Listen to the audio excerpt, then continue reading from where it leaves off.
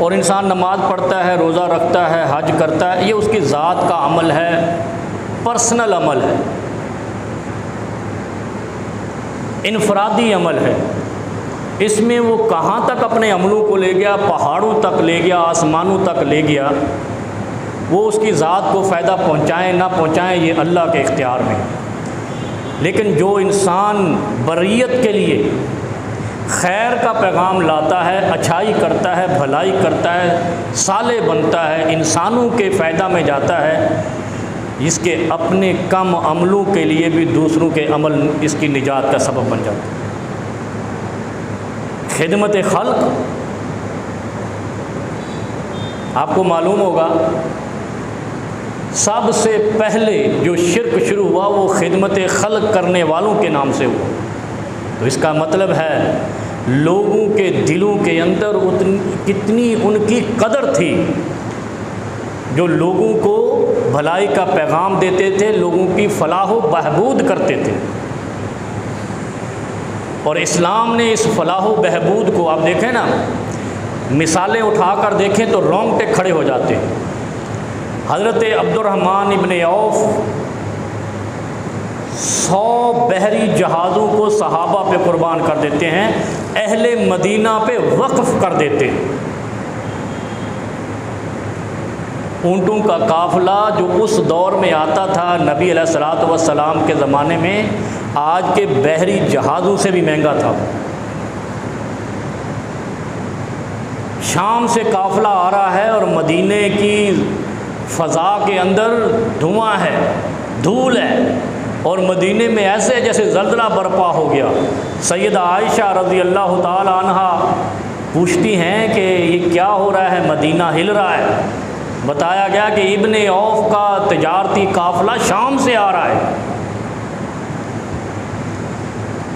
जब हज़रत Abdurrahman Ibn of रज़ी अल्लाह अन्हु को पता लगा कि उम्मुल मोमिनीन ने इतनी बड़ी बात की है मेरे काफ़िले के लिए कि इतना बड़ा काफ़िला आ रहा है, मदीना हिल रहा है, तो न सैयदा आयशा उम्मुल मोमिनीन रज़ी अल्लाह अन्हा कहती हैं काश ये अहले मदीना के लिए काफ़ी हो जाए। हज़रत इब्ने औफ ने वो वक़्फ़ कर दिया, उसने कहा ये अहले मदीना पर मुफ्त में तकसीम कर दो।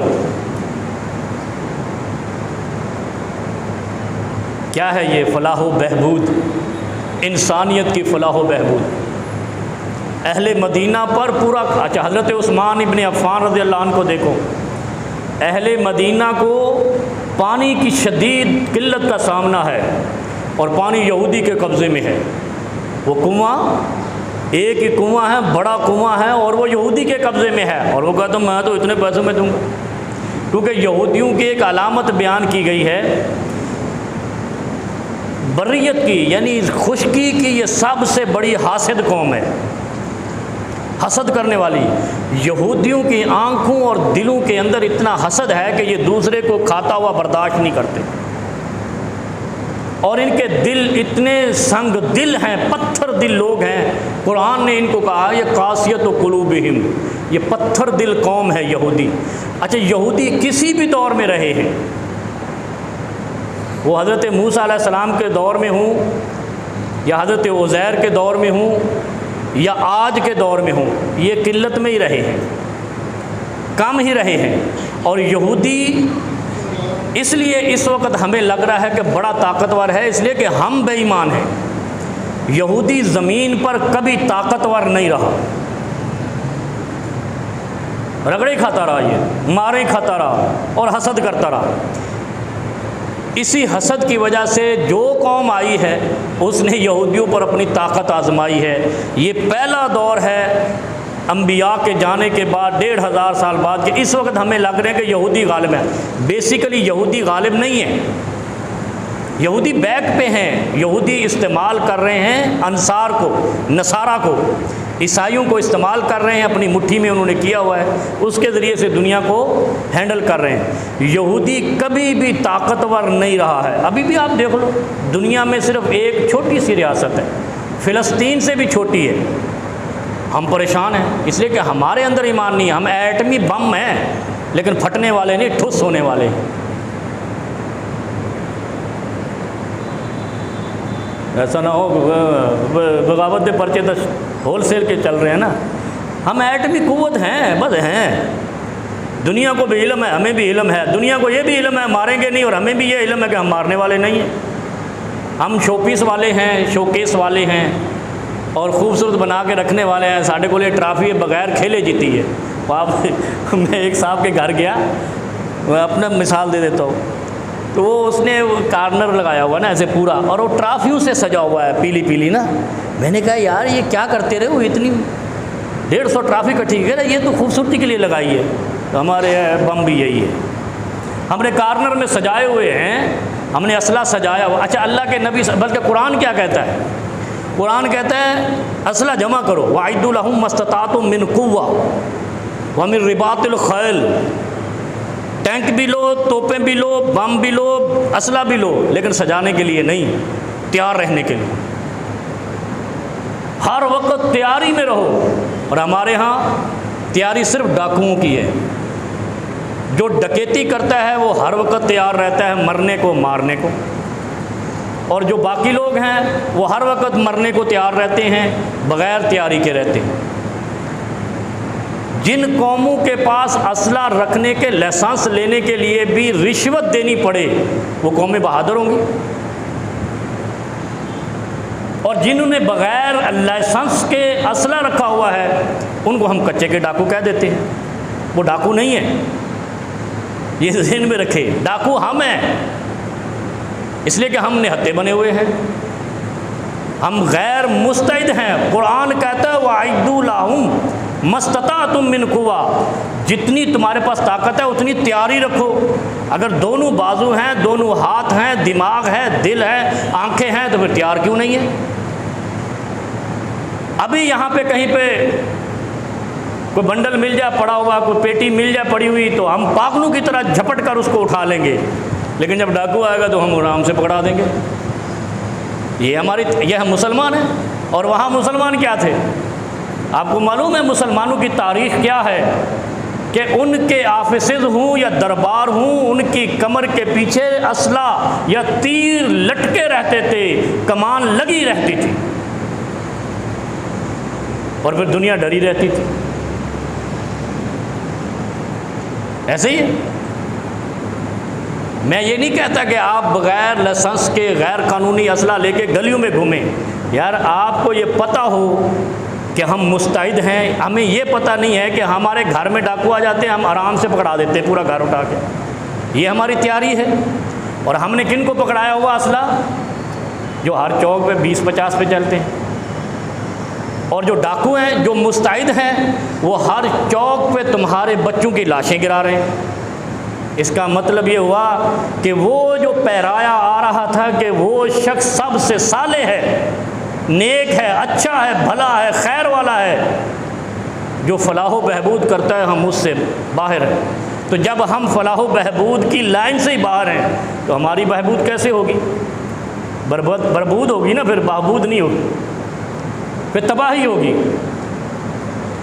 कुरान को समझने की कोशिश करो, नहीं तो कुरान को छोड़ के किसी और मज़हब में चले जाओ। कुरान समझने के लिए उतरा था। अफला यतदब्बरून अल कुरान अम अला कुलूबिन अक़फ़ालुहा। यानी इतनी बड़ी अल्लाह ने मिसाल दी है, कितनी बड़ी। हम 2 नंबर ताला घर को नहीं लगाते, लुट न जाए। 2 नंबर ताला संदूक को नहीं, हमने तो लाकर निकाल लिए, ऐसे ऐसे लाकर हैं हथौड़ों से नहीं टूटते बैंकों के अंदर। अल्लाह ने उन लाकरों की मिसाल तुम्हारे दिलों के साथ दी है, दिमागों के साथ दी है। क्या कहा है? अफला यतदब्बरून अल कुरान अम अला कुलूबिन अक़फ़ालुहा। ओए ज़ालिमों, ओ तुम कुरान को समझते क्यों नहीं हो? क्या तुम्हारे दिमागों पर ताले लग गए? क्या तुम्हारे दिलों पर ताले लग गए, लाकर लग गए? इतने बोझल दिल तुम्हारे हो गए हैं, बंद दिमाग और बंद दिल हो गए हैं कि तुम कुछ सोचते नहीं हो। यानी इतनी कड़ी मिसाल दी है लाकर की तरह कि जिस तरह लाकर बंद हो जाता है, कुछ पता नहीं चलता इसमें सोना है, नोट है, डॉलर है, पैसे हैं। इसी तरह तुम्हारे दिलों को कुछ पता नहीं चलता कुरान क्या कह रहा है, नबी क्या कह रहा है, दीन क्या कह रहा है, शरीयत क्या कह रही है। इस तरह तुम्हारे दिल बंद हो गए हैं, ये कुरान की धमकी है। जो कुरान को नहीं समझता, कुरान उस पर वबाल बनेगा, बोझ बनेगा। उसके लिए बदहाली का सबब बनेगा। और हम हैं ना बड़े खुशहाल हैं पाकिस्तानी। वजह क्या है? ना हम कुरान पढ़ते हैं, अगर पढ़ते हैं तो कारे सवाब समझ के पढ़ते हैं, कारे इस्तिफ़हाम नहीं समझते, कारे इफ़हाम व तफ़हीम नहीं समझते पढ़ते। जिस दिन उम्मत ने कुरान को बतौर तफ़हीम समझना शुरू किया, एटम बम इसका हर बंदा बन जाएगा। ये एटम बम बनाने की ज़रूरत नहीं है, बग़ैर एटम बम के भी मोमिन एटम बम से ज़्यादा खौफ की अलामत बन जाएगा। आपको मिसाल दे दूँ, आप लोगों ने तो उसको दहशतगर्द कह देना है। आप देखें जिन लोगों ने कुरान और हदीस को समझा है, उनका दुनिया पे रोब कितना था। एक एक शख्स एक एक सुपर पावर को हिला रहा था। जब सुपर पावर के रोंगटे खड़े हो रहे थे, वो कहते ना टांगे कांपना तो अच्छा लफ्ज़ है, कांपे टांगना शुरू हो गई थी, तो एक एक शख्स को वो कहते थे ये दहशतगर्द है, टेररिस्ट है। किसी मुसलमान ने टेररिस्ट का लफ्ज़ दरियाफ्त नहीं किया, ये यहूद व नसारा ने किया है, ईसाइयों और यहूदियों ने किया है। तो ये हमारे फ़ायदे में था। खुद तो हर रोज़ एक नया आइटम ईजाद कर रहे हैं बंदूक को मारने का, पहाड़ों को मारने का नहीं, बंदूक को, इंसानों को। किसी ईसाई मुल्क ने किसी ईसाई मुल्क पे हमला नहीं किया, किसी यहूदी ने आज तक किसी यहूदी मुल्क पे हमला नहीं किया, या यहूदी आबादी पे हमला नहीं किया। जब वो करते हैं मुसलमान पे करते हैं, और कहते भी मुसलमानों को टेररिस्ट। अब आप देखें आपको टेररिस्ट क्यों कहते हैं वो? इसलिए कि आपके चेहरों पे जो इस्लाम का नाम लेते हैं वो दाढ़ी रखते हैं। वरना तो हम मुसलमान कहते हैं, इस्लाम वाले नहीं कहते अपने आप, मुसलमान कहते हैं। वो जो दाढ़ी रख लेता है वो कहता है हम पक्के मोमिन हैं। जिस चेहरे पे दाढ़ी होती है वो कहता है यहूदी हमारा दुश्मन, वो कहता है ये दहशतगर्द है। हर उस मुसलमान को जो पाबंद सुन्नत मुस्तफ़ा होगा वो यहूद व नसारा के यहाँ टेररिस्ट होगा। और मैं हर जुमे क्या कहता हूँ, खुदा का वास्ता है कुरान को पढ़ना शुरू करो, और नहीं कोई मिलता मौलवी तो इधर मौलवी मौजूद है, वो आया करो, तुम्हें कुरान की वो तफसीर समझाएं जो पैगम्बर अलैहिस्सलाम ने अरब के उन सरदारों को और उन फ़कीरों को समझाई जिनके पास एक चादर नहीं होती थी, और वो कौमों के सरबराह और सल्तनतों के फरमा रवा बन गए, दुनिया की सुपर ताकत कायम कर दी, पल्ले कुछ भी नहीं था। सरदारान कुरैश और सरदारान मक्का से मारे खाने वाले कुफार के बड़े बड़े सरदारों की गर्दनें उतार कर काबिज हो गए थे पूरे अरब पर। जजीरतुल अरब से उन यहूदियों को निकाल दिया जो खैबर में जाकर पनाह लेके बैठे हुए थे, और एक खैबर को अली इब्न अबी तालिब रज़ी अल्लाह ताला अन्हु ने अपने लश्कर के समेत फना कर दिया और अखरिजुल यहूद मिन जजीरतिल अरब कर दिया। इतने से तो यहूदी हैं जिन्होंने पूरी उम्मत मुस्लिमा 1.5 अरब मुसलमानों को आगे लगा रखा है। वजह क्या है? हम मुसलमान हैं, बस बेशर्म किस्म के मुसलमान हैं, इसलिए कि हम पढ़े लिखे मुसलमान नहीं हैं। हमने एजुकेशन ली है तो यहूदियों के सिलेबस से ली है, हमने तहज़ीब ली है तो वो देखो ना तहज़ीब हमने कहाँ से ली है? हमारी तहज़ीब मदीने से आती आती आती आती यहाँ पे आकर रुक गई, और हम मगरब की तरफ चल पड़े। हम ऐसे लिबास पहनते और पहनाते हैं घर वालों को जो हमारे लिए शर्म का बाइस है, जो उम्मत का लिबास था ही नहीं। और हमारे यहाँ पूरी किताबुल लिबास है हर हदीस की किताब में कि लिबास, यानी इस्लाम ने लिबास का भी सलीका बताया है। हमने वो किताब पढ़ी नहीं, किताबुल लिबास पढ़ी नहीं। हमें लिबास भी यहूदियों का अच्छा लगता है, अंदाज़ भी यहूदियों का अच्छा लगता है, रंग ढंग भी उनका अच्छा लगता है, फिर हम अपने आप को पता नहीं किस मुंह से मुसलमान कहते हैं,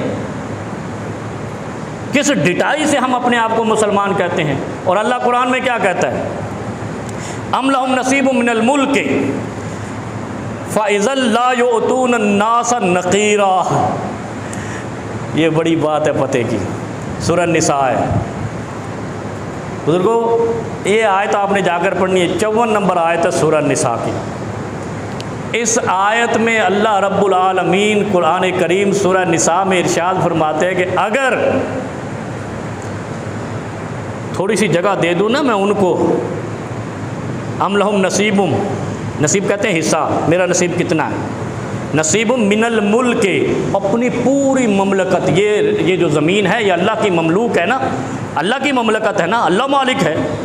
अल्लाह खुद कह रहा है कि अगर मैं थोड़ी सी इस ज़मीन में से कुछ हिस्सा उनको दे दूँ, उनको अमलहुम, उनको यहूदियों को, फिर अल्लाह कहता है फ़ैज़ल योतून नासा नखीरा, तो ये तुम्हें खजूर की गुठली में जो शगाफ होता है ना, ऐसे करते हो ना, शगाफ पड़ता है, बीच से गुठली निकलती है। अमूमन जो सख्त खजूर होती है शक्कर की, उसको खोल के गुठली निकाल के खाया जाता है, या वो और तुरबत की है, वो मकरार की, जो सख्त खजूर जहाँ से आती है। बाकी तो ऐसे होती है ना, सख्त खजूर को जब ऐसे खोल के गुठली निकालते हो, इतना जो शगाफ है, इस शगाफ को पुर करने के बराबर भी यहूदी तुम्हें बसने न दें, इतनी जगह पे भी तुम्हें रहने न दें। अगर मैं यहूदियों को थोड़ी सी जगह दे दूँ, दे दी ना इसराइल इतनी सी, मज़े चखा रहा है ना तुम्हें। तुम्हारे ईरान के सदर का हेलीकॉप्टर उसने कल्टा दिया, तुम्हारे इधर जनरल ज़ियाउल हक को भी उन्होंने उल्टा दिया। जब उनका दाव चलता है, तुम्हें वो खुजली खजूर की गुठली के शगाफ जितनी, आप देखो ना खजूर के अंदर गुठली कितनी जगह होती है, उसमें 10 चींटियाँ नहीं आ सकती। अल्लाह कह रहा है कि अगर मैंने यहूदियों को थोड़ी सी ममलकत भी दे दी ज़मीन पर बैठने की, तो ये तुम्हें खजूर की गुठली के शगाफ जितनी जगह से भी महरूम कर देंगे। कर रहे हैं ना, नहीं कर रहे हैं? ये कुरान सच्चा हो गया। ये आयत नहीं मिली मुसलमानों को इस पर तदब्बर करने के लिए कि अल्लाह ने खुद कहा है कि इनसे बचो, इनके ख़िलाफ़ आइद्दू लहुम मस्ततातुम मिन कुव्वा, तैयार रहो, वरना ये तुम्हें खजूर की गुठली जितनी जगह में तुन देंगे।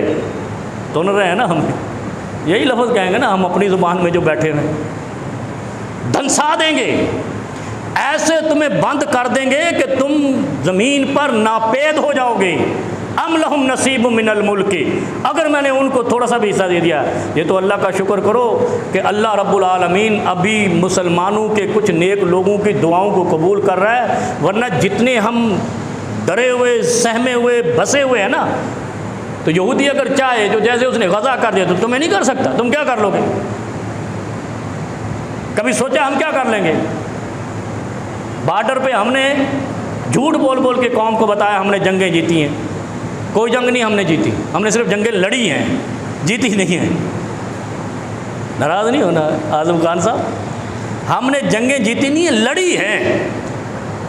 अगर हमने जीती होती तो कारगिल देते, सियाचिन देते, ग्लेशियर देते, लद्दाख देते, मकबूजा कश्मीर देते, बंगाल देते। कौन सी जीती हमने? उल्लू का पट्टा बनाया, इस कौम को बेशऊर रखा और कहा बात मानो हम जीते। भाई हम तुम जीते, हम भी कह देते तुम जीते। ना करो ऐसे। जो तारीख़ सीधी है वो ममलकत के लोगों को बताओ।